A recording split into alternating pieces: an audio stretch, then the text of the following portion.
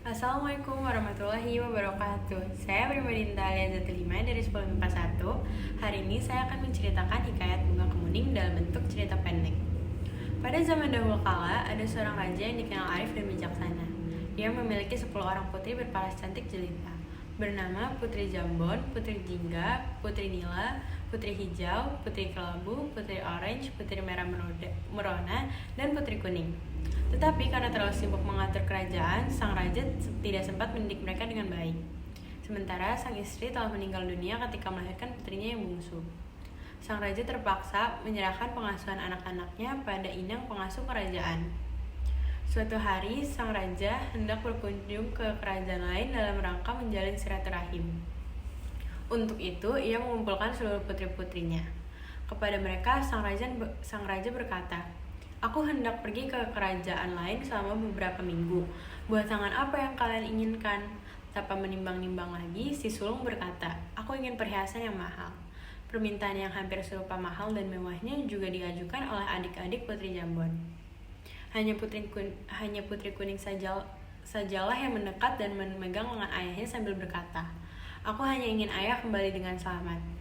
Keesokan harinya, walau seluruhnya telah diberi cenderamata, tetapi masih saja ada yang iri. Salah satunya Putri Hijau yang melihat Putri Kuning memakai kalung batu hijau segera menghampirinya. "Wahai adikku, seharusnya kalung itu milikku karena berwarna hijau.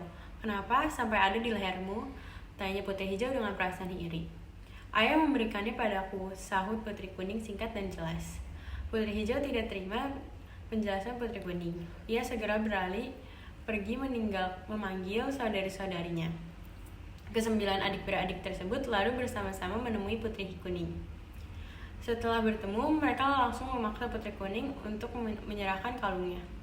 Tentu saja ia menolak, dan terjadilah perkelahian sengit hingga kepalanya terkena pukulan dan meninggal saat itu juga. "Kita harus menutupi kejadian ini," kata Putri Merah Merona.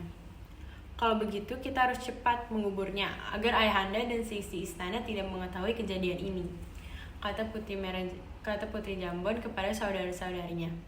Sepakat dengan sang kakak, mereka pun lantas beramai-ramai mengusung jasad Putri Kuning untuk dikubur di tengah taman istana. Bersama jasad sang Putri Kuning, turut pula dikuburkan benda yang menjadi bahan rebutan, yaitu kalung batu hijau.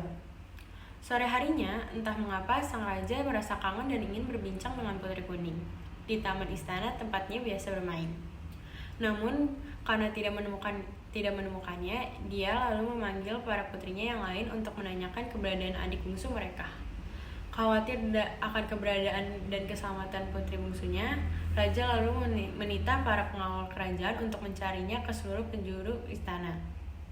Pencarian Putri Kuning selama berhari-hari hingga berminggu-minggu di seluruh penjuru istana tentu saja sia-sia, karena telah dikubur sangat rapi oleh saudara-saudarinya hingga tidak ada yang bisa menemukannya.